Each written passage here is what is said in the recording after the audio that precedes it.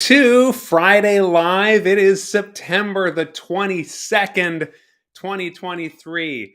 It is the last day of summer solstice in this half of the world, unless you're like John, who joins us occasionally from Australia, who must be looking forward to summer coming. Anyway, I know we're in different places in the world, literally. But hopefully, if it is the last day of summer for you, it is gorgeous outside. I know it is here in New Brunswick by the sea, and hopefully you're watching from a park or something. So I love seeing all the chitter and chatter in the comments. So good to see so many of you here. Let me just go through. Ralph, you win. You a member, of course, of Unboring Wedding Academy. So thrilled to see you here. You have a wedding this weekend. Sounds beautiful. Love those. I love those winery weddings, especially if it's beautiful. The worst wedding I've ever had in my life was also at a winery. Yeah, I'm having flashbacks. So let's say it was freezing, it was late, it was a nightmare. And I talk about it a lot as one of the main reasons why I never take two weddings. Hey, didn't I talk about that last week? I think I did. So if you didn't see that and you want to watch me relive the most traumatic day of my entire career, go back and watch that. But it comes up whenever the word winery comes up. Ralph, not your fault, because I've also had some of the most gorgeous weddings at a winery. Lavender Lace is here. Sabrina in San Antonio. Awesome. Elaine, good to see you again from the Isle of Wight, of course. Vile weather in the UK. Seems to be connected to your washing line. Okay. I wonder what that means. But it's making me laugh.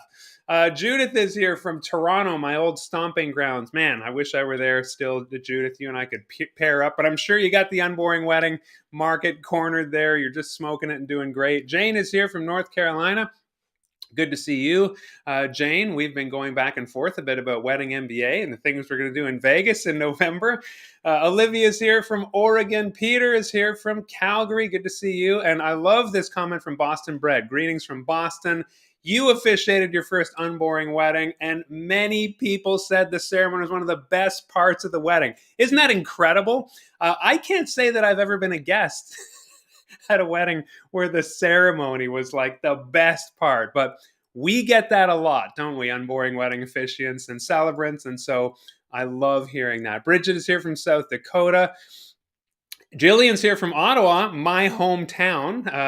Of course it's chilly. It's either Ottawa's typically either freezing or absolutely suffocating, which is why, having spent 25 years of my life there, I just said I can't settle here. It's too extreme. So Jillian, you're making it through. It is a gorgeous city if you can survive the climate. Lori's here from Pennsylvania. Oh, visiting Pennsylvania, but from Florida. How's it going? Dimples is back. Tamara, yes. And I think I saw you at the Wedding Summit series as well, because as soon as somebody said Dimples, I was like, I think that's Tamara. So I think you're on the panel as well. I love how engaged you are, always committed to learning. Man, I can't even go through all these comments. There's so many. So I know a lot of you endure this part where I just say hello to everybody, but hey, that's part of what I think makes this so great. A lot of you in the chat, I'm going to say, I'm not going to name names, but a lot of you already know. I know you already know the answers to these questions. Some of you have been practicing wedding officiating for years and years. And so when I see you show up, I know you're just here for a party. That's how I know this is just a fun place on Friday to pop in. I don't know what you're doing, errands, running, washing dishes. Maybe you're projecting me onto a 4K screen and you got popcorn. Who knows the level of extremes that you're taking this to. But I love to see you here. So Falcon's here from Las Vegas. I just talked to you. I sent you an email this week. Hope you got it, about your possibly saturated market, but you want to get into officiating. And so, of course, I talked to you about how to get traction, personal networking, and a lot of that too. Falcon, thank you for dropping a comment, because this is a good segue into what we're talking about today. Getting photos. Now, photos are a part of that, the holy triumvirate of what you need in your marketing arsenal of officiating weddings as a professional starting a business. Anybody want to guess what the three absolute crucial things I consider that you need are, what do you need? Okay, you know, one of them is photos. I already said that. Photos and two other things that you absolutely need to get people who see your marketing to go, oh my gosh, I want to work with this person. Okay, two things. See if you can take some guesses. Just you don't need to answer three things in the chat. Just throw something out there. Photos and what and what. Oh, permission. That's a good one. Reviews, Erica. Boom. Yep. Sharon. Testimonials. Good. The third one is not as obvious, to be honest, but I am currently I'm taking a break from my day here, structuring and planning my wedding MBA talk, where I kick off the Monday at 2 p.m. in a room of a couple hundred professional officiants. I'm going to talk about the third thing, the lifeblood, and it is, so we got reviews and we got photos and all right, you're doing good. I love the website, love the videos. Absolutely crucial, to the point that I have spent 9 months. I spent 9 months in a training program for this. Is anybody here in Unboring Wedding Pro? Any of my pro members, Unboring Wedding Academy is my course about how to absolutely smoke the ceremony and have people say, like the gentleman from Boston, or is it gentleman from Boston? Our viewer from Boston, identify yourself by name if you could. Boston Bread. You didn't say your name. Boston Bread said people said it was the great one of the greatest parts of the day. That's what Unboring Wedding Academy does. Unboring Wedding Pro. If you're in Pro, what is the very first? This should be a huge hint. What is the very first stage? Referrals, absolutely. You need to do that. Yeah. Dennis. Hey, Dennis. Okay, good. The very first stage of Unboring Wedding Pro is, I just basically say we cannot continue. Networking is the last thing, Bonnie. Absolutely crucial, yes. But before you get to the networking, before you launch a website, before you do all those things, you need to develop the skill of, contract, meet and greet. Before you do all that, you basically need, before you get a website. This question was obviously too hard. I was just hoping some of my pro people would maybe remember in stage one of Unboring Wedding Pro. I spent a lot of time in it because I spent a lot of time on it myself, not just for my officiating, but for my online presence. Stage one of Pro is write like a copywriter. And that's not what today is about. But honing your message, being able to communicate what you do, that is a hobby horse of mine. If you are posting on social, if you are throwing up a website, if you are doing meet and greet networking and you don't know how to communicate what you do uniquely and well and what fires you up, it is going to fall flat and you are not going to distinguish yourself. So those are the three: photos, testimonials, as people say, or reviews, and copywriting. The three things that you really need to cultivate always, keep up to date, keep churning out. And that makes anybody who hits your social, hits your website, sees your physical marketing materials, because there will be writing on there. And you don't want to just say, hi, my name is so-and-so, I'm a wedding officiant, I can officiate your wedding. If you need an officiant, I can do the officiating. You want to be able to say something like that grabs them by the emotional lapels and says, here I am, this is what I do best, this is how I'm going to solve your problem and help you, that kind of thing. But today is about one of those three: photos of yourself. When I got started, I realized you can really step in it. You can get into a lot of trouble if you don't do this part properly. Okay, and so that's why I wanted to bring this on here, because I do get a lot of questions of people who are starting out, people like Falcon, who said, what do I need to do to get going in a market like Vegas? Photos, reviews, get your copywriting skills, and you can just like start Googling stuff around copywriting or take a course like I did.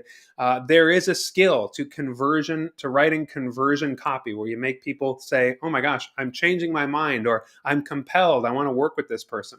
Okay, so photos, let's get to it. What permissions? Somebody said, what do you need? You need permission. Absolutely. Don't just start slapping up photos willy-nilly. when I thought I could do that starting out, like when I was thinking about it in 2016, starting my own company, 2017, I quickly got that dose of reality saying, wait, I can't just grab a photo that a couple posted of me, because you will see that couples will post things on their social, like, hey, that's me in that picture. Grab, post, repurpose it. That is going to get you into a lot of trouble.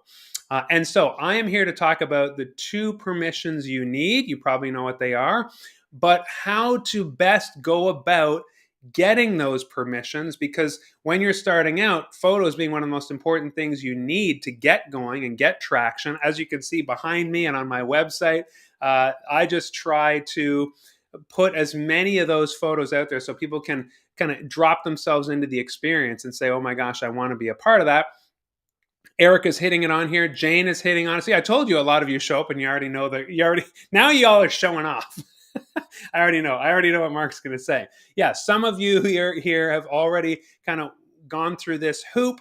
Rick is here. I'm performing your first wedding tomorrow. Oh my gosh, good to see you, Rick, and all the best with that. You got an awesome weekend coming up. So here's what you do. The permissions you need are from the couple, and you need express permission. Okay, don't just, like I say, oh, grab something off their social. That would be kind of the third party way of getting a photo, is saying, oh, they posted a picture of me on Facebook, I'm going to grab it and I'm going to post it. You might think, as I did way back in 2016, that is okay. And of course, if you are just maybe sharing it on your personal page, it's okay. But most of us are in business here. So if you're a friend or relative and your friends post it, I'm not saying not to do that. However, I will say this, and if you hear nothing else today, I want you to hear this. And I know my photographer friends, some of whom may be watching and lurking, who I have great respect for. And I mean, I love working with the best photographers in New Brunswick and from other provinces come in here, and I get to work with them. And every photo behind me is from a professional, except the one of, I took the one of my family. Anyway, and I keep them there because they're my why. But they want you to know this thing. And here's what I want you to know. The photographer holds the copyright to any image that they took, okay? And this is pretty universal. You might say, well, in my jurisdiction, I'm not so sure. It's better to err on the side of this. Typically in North America, this is the case. If a photographer took the picture, it doesn't matter who's in it, they own the copyright to that photo, which is why you can get yourself into a lot of hot water if you just grab a photo and slap it up, especially if you are a business, if you're in the business of wedding officiating. And some photographers object even to friends just putting their work all over with no credit, okay, and not tagging or saying photo credit to. So a lot of photographers don't like that because, again, it is their livelihood. They showed up for 12 hours that day and did the work. And yes, the couple pays them, which is why sometimes there's been confusion around that. Well, the couple paid them, and then the photos should just be widely released. No, it's not like that. It's the same for copying any sort of book or audio recording or anything like that. It is the property of the artist, and the photographer is the artist. So the two permissions you need in order to get the green light, to get one of those three important things that we need for our business, is the first permission is from the couple. So like I say, don't just grab and slap, and assume, well, the couple posted it so I can repost it. Or even more, when you kind of assume and you make a you-know-what out of you and me, as the saying goes, is you grab, maybe the couple sends you a photo and says, look at these photos, isn't it great? And thank you. Some couples email me after and say, here's some beautiful photos. You're in some of them, great photos of our ceremony. And then you interpret that as, oh, I can post this far and wide. The couple did not say that. And if they did not say that expressly, then I would say pump the brakes and ask. So before I figured out how to ask the couple's permission in a more passive way, that is, as we saw in the comments, Erica, Jane, put it in their contract agreement with you. I'm going to throw up a screen grab in a second, share my contract tab. If you don't have that kind of thing in place, which I would say if you're a professional and you're even officiating your first wedding, I got a question from somebody this week. Hey, Mark, just got one wedding. I just got, I did a friend's wedding, and I got asked there, and now there's these people I don't know, and they're paying me. My goodness, don't do a single wedding without some sort of agreement. And this is what you can put in. You can put in an image release. Inside a clause in the contract. But if you don't have that, just ask them straight up. May I post this amazing photo to my own profile? Okay. Once you get the couple's permission, you're only halfway there. So don't get too excited because it is the photographer that can actually get you into more formal hot water. And I don't mean to demonize photographers at all. They're, in my experience, 99.9% of all photographers have been super generous, share away. Again, there's a way to make them happy. I talked about this in the email I sent out and in the posting below, the description, the win-win. I want them to win as much as I win if I post a photographer's copyrighted property. But here is what I send to the couple when they are signing a contract. So I'm going to share this right now on my screen. Can you see that? So this is literally the payment page. I know a lot of you have different ways to accept payment. Mine is to send them an intake form. So this is what it looks like. Let's get serious. Booking payment St. John. At this point, I don't need any heavy marketing or anything. We've had our chemistry check. They have said, Mark, we want to work with you. So I just send them this link and they can pay with their credit card. It is a plugin called Gravity Forms. I connected it to Stripe, credit card processor. And this is where they just put their information in. Maybe you got some of this information in their intake form when they just first inquired. But to me, anything can happen, and that's not really formal. I want their names here. I want their emails. I want their phone, wedding date, wedding venue, etc. Who's taking your pictures? So see how I capture right there, because I want to know and have a record of this couple's photographer. I will likely, of course, meet that photographer at the wedding.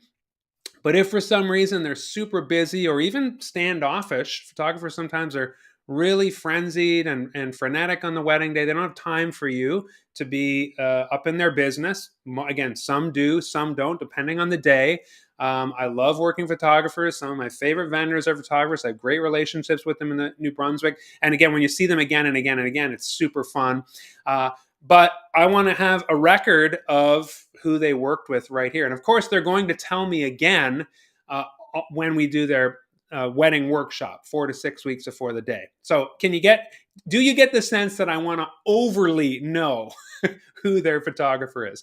And here is what I wanted to show you. In the agreement, you can scroll down here. So we've got fees and cancellation, stuff we talked about last week. My satisfaction guarantee, 100% refund if they don't like their ceremony. You don't need to put that in there, but I find it kind of audacious and it's fun. Bring your own accoutrement. Here it is, the image release. You'll notice I also have, I don't know how legally acceptable this is, but I have a TLDR section on my contract just to make it kind of plain language. A lot of couples comment on that and say, I love the TLDR. Client agrees that officiant may use any images and stories from the event for any means of promotion, including advertising and display on websites or blogs, unless otherwise stated by client in writing. Client waives any right to payment, royalty, or other consideration for the use of images or stories. I want to be able to use this couple's story in my marketing. I have a podcast called Unboring Wedding Day Love Stories. I want to be able to post snippets maybe in my socials, and I want to be able to use any images that the three of us are in without chasing them down. I just want to skip that step.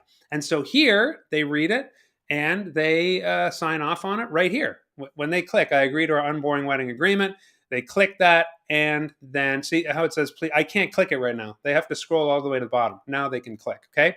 And then they give me their 50% booking retainer. Boom, just like that, okay? So they have agreed. Some couples reach out and say, hey, Mark, we're not comfortable with that. Literally 3 or 4 couples in all my years said, we don't really want you to do that. And I say, that's absolutely fine. So, when you think about it, if I've done 200 weddings and 5 couples say no, this is obviously well worth having in there and not having to follow up and chase them down. Okay, so that's what that looks like. You get your sign off image release from your couple. before you even start working with them. And then you can check that box and it's done. Okay, so I'm going to just stop here because we're going to do part 2 here.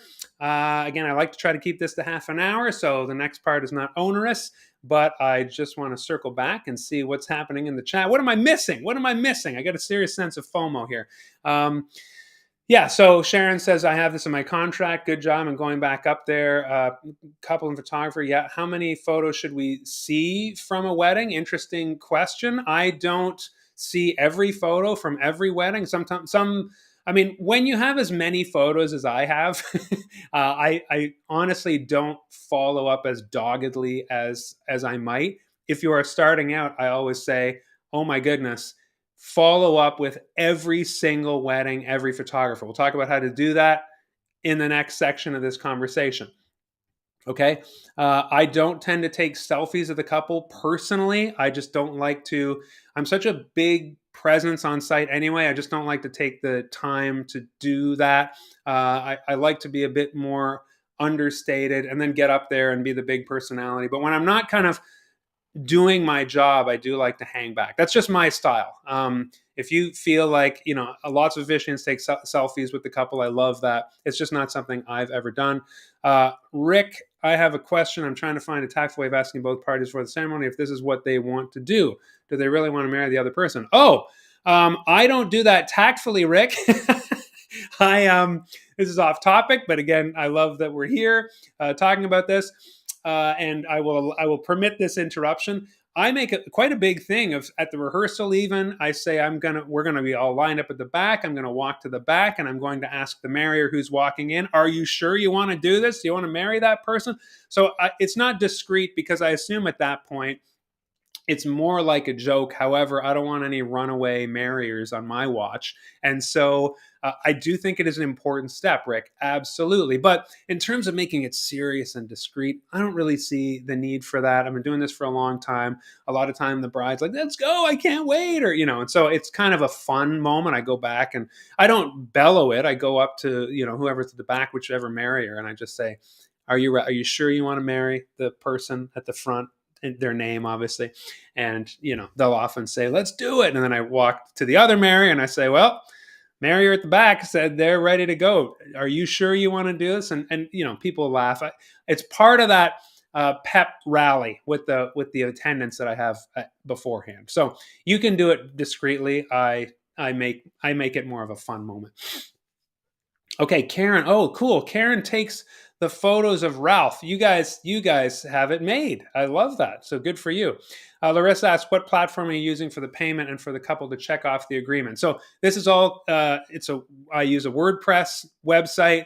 I use a plugin called Gravity Forms, and there's a Gravity Forms add-on called, for Stripe, where you process payments. Even if you skipped the payment part, I would still say use Gravity Forms or something like that to have them sign off. So you can do that, input, agree, click, submit, and then you can submit whatever kind of payment processor as a separate step if you want it. But to me, that's just a good way. It's kind of a non-onerous way of getting them to sign off on all the things. Okay, so Christina says, I'm a wedding officiant, work for a chapel for a couple of months. I'd like to start my business. Yeah, good. And I always encourage people to get out there and start their own. You don't need to give a company half the fee.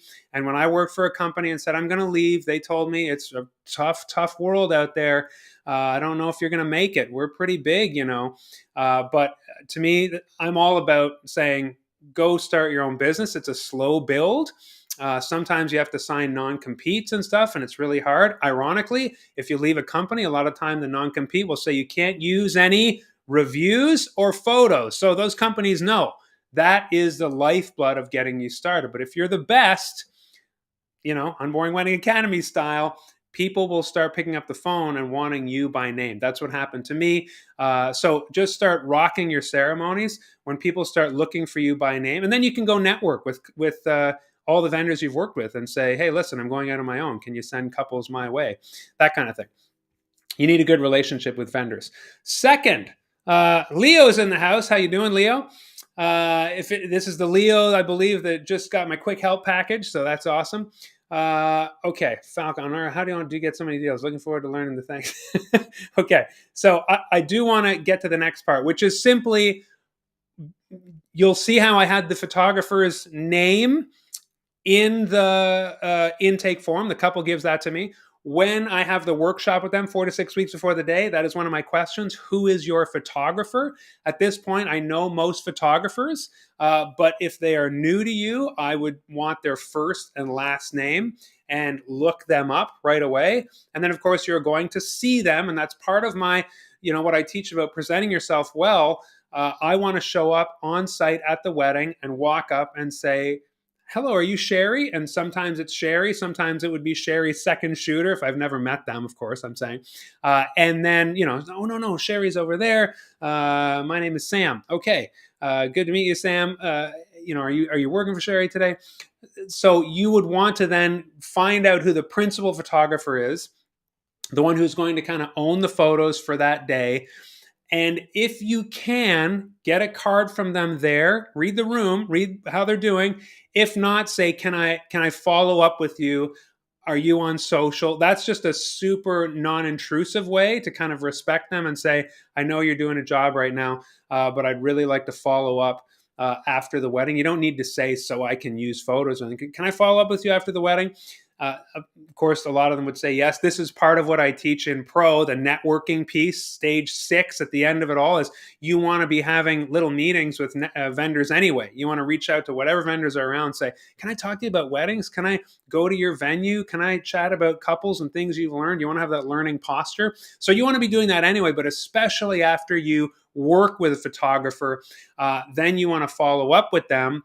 And here is what you would do. So I have a template inside the Pro course, but essentially I'll give you what's in there where you say, hey, loved working with you. It was amazing. I'm wondering if you got any photos of me in action with, Sam and Alex, say. And if you did, would you mind sending those to me? And would I have your permission to post those and share them for my business? And I will always give you credit. And so you see, if you go to unboringwedding.com, this is something I've had to work with my web developers, and they sometimes were, they didn't love how much of an inconvenience it was, but they often, okay, can we just post a photo? And I'd say, no, you need to have a little button that links out to that photographer's website. It says photo by and a link. And so this is what I tell the photographers: whenever I use one of your photos on my website, I will give you credit and link out to you. So this is a case, again, of where photographers typically will be really happy with that quid pro quo. They will give up their copyright, and say, you're allowed to use it. But if you say, I'm going to put it in my socials, always, on Instagram, for example, a little photo snap, photo by, and link them, give them credit. And if it's on your website, go that extra mile. On the website template I offer, Officiants, unboringweddingacademy.com/website, I have that feature in there. If you're using a stock image of a wedding, you don't need this.